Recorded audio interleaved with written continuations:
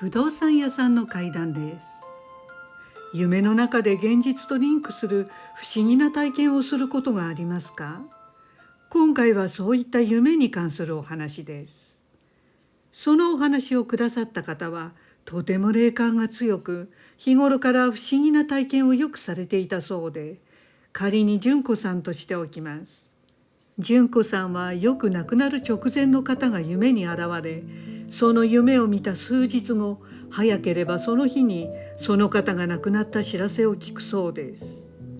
昨年義理の祖父がニコッと笑う夢を見た日に、その祖父が亡くなった知らせをもらったり、近所のおばあさんが棺桶のそばにいる夢を見たら、そのおばあさんがすでに亡くなっていたことを知らされたりと、訃報を夢で知らされることを経験するとのことです。そんな純子さんが30代後半頃のことでした。ある夜不思議な夢を見たそうです。その夢の中で純子さんがどなたかの家の玄関に入っていくと、そこには喪服姿の男性がいました。簡単な挨拶を済ませ、純子さんは通された部屋の祭壇の前でお線香をあげました。するとその喪服姿の男性が亡くなった方の話を始めたようで、まだ43歳でという年齢のところだけが純子さんにははっきり聞こえたそうです。夢の中の純子さんは、このお線香をあげた人は43歳で亡くなった方なんだなと思いました。そこでゆっくり目が覚めたそうです。目が覚めると夢の中に現れた場所や人物などは曖昧ではっきり覚えていませんでした。ただ短い夢でしたが、純子さんは亡くなった人の年齢だけが妙に鮮明に記憶していました。これは純子さんがよく見る予知夢なのか、ただの夢なのかわからなかったそうです。当時純子さんの夫は40歳になるかならないかぐらいでしたので、主人のことだったら困ると心配になりました。まさか夫が43歳になったら亡くなるという予知夢だったらどうしようと不安でした。良い夢ではないので夫には話さず、悪い夢は人に話すと良いと聞いていたので、友人にだけ話し、ずっと胸にしまっていたそうです。そして数年が経ち、夫に一本の訃報が届きました。それは夫の親友が急死したという知らせでした。ほんの数日前に夫はその親友と一緒にお酒を飲んだばかりでした。その別れ際に純子さんは夫から今帰るという電話をもらい、そばにいたその親友の方とも電話に代わってもらい軽く話をしたそうです。それが彼との最後の会話になってしまいました。純子さんにとってもその方は親友と呼べるほど仲が良かったのです。ですから夫婦ともにかなりショックだったそうです。さて、それから親友の葬儀も終わり、四十九日の法要の後ぐらいに、純子さんと夫は亡き親友の実家に改めて挨拶に伺ったということでした。すると玄関で見知らぬ男性が純子さん夫婦を迎え入れてくれたのですが、その方は亡き親友のお兄さんでした。そして亡き親友の遺骨のある祭壇の部屋に通され、純子さんは早速お線香をあげたそうです。するとその直後でした。親友のお兄さんが亡き弟、つまり親友の話を始めたのです。その時純子さんはふと、前にもこれと似た情景があったという感覚に襲われました。そしてお兄さんが、まだ43歳でと言ったのです。その瞬間、あの時の夢と時間が逆回りしたように、純子さんの昔の記憶がよみがえりました。3年ほど前に見た亡くなった誰かの実家を訪ね、証拠を済ませると男性が話を始めたというあの夢が今目の前で現実の出来事として純子さんは体験していたのでした。あの時の夢は今日のこの日のことを私に見せていたんだと全てがつながったそうです。通常誰かが亡くなる予知夢は同じ時期に現実になるものでしたが、何年も経って起こる遠い未来のことも現実になるのだと、この時初めて純子さんは知ったということでした。ですからこの予知夢の体験だけはいまだに不思議で印象に残っているそうです。さて、純子さんのお話と似て非なるもう一つの夢に関する体験談をご紹介します。私によく体験談をくださる鶴見さんからいただいたお話です。鶴見さんは若い頃自動車タイヤメーカーに勤務していたそうです。鶴見さんの配属先の所長さんは当時30代半ばぐらいの方で、とても威勢の良い活気あふれた上司でした。ある日、たまたま休憩時間に同僚たちと怖い話をしていると、所長さんも話に加わり、自分の体験談を話してくれたそうです。その話はその時から10年ぐらい前のことでした。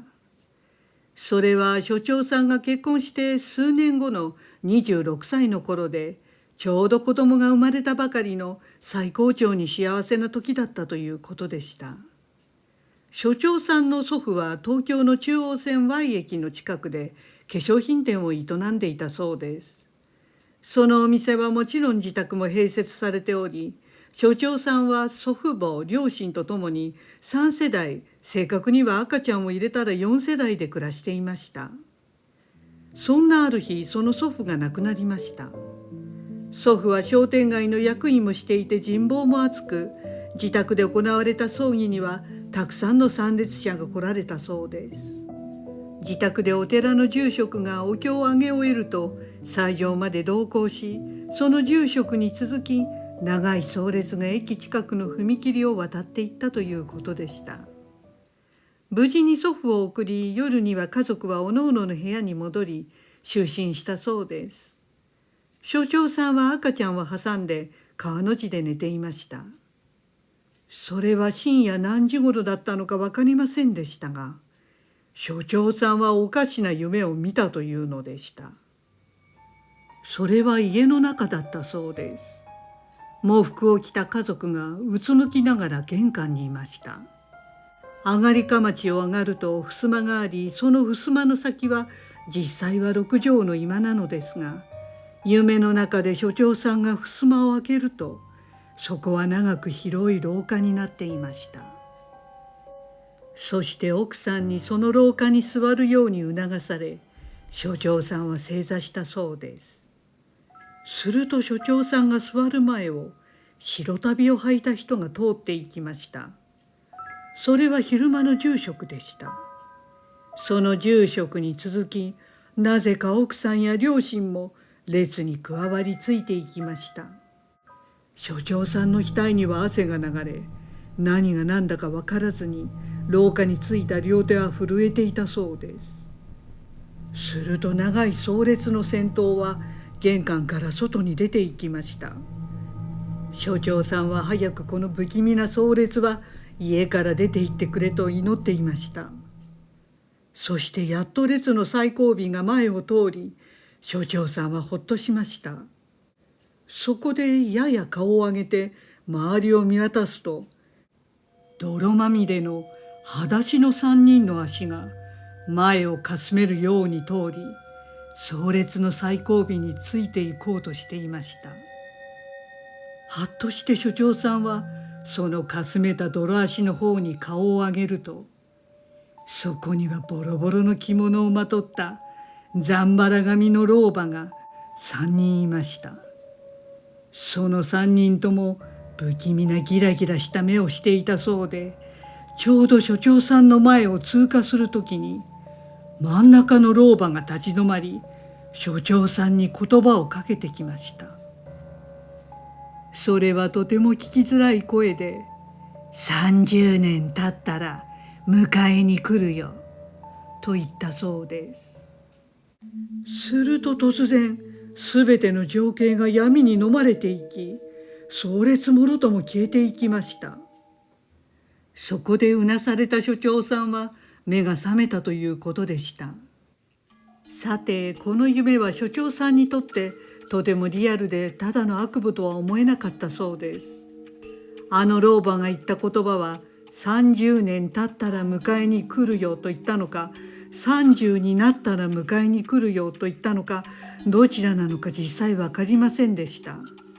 もし30になったらと言った場合は、あと4年しかないということになります。その後は所長さんはみそじを迎えるまで戦々恐々としていたそうで、健康面や生活面でとても注意を払って30歳を乗り切ったということでした。今はもう30半ばで、あの夢はただの悪夢で予知夢とかではなかったからと笑って話していたそうです。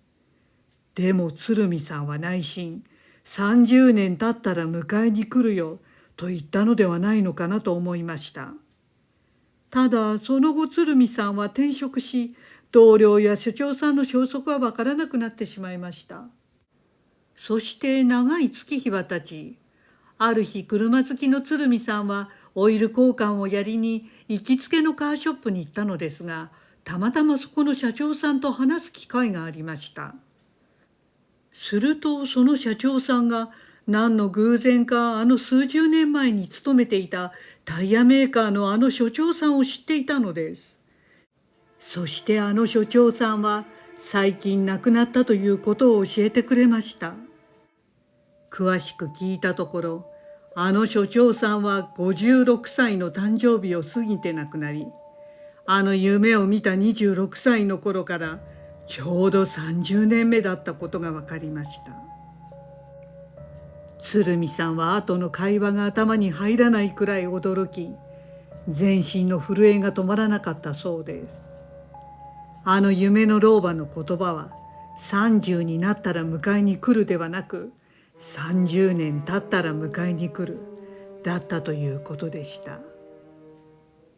ご視聴ありがとうございました。よろしければチャンネル登録といいねボタンをお願いします。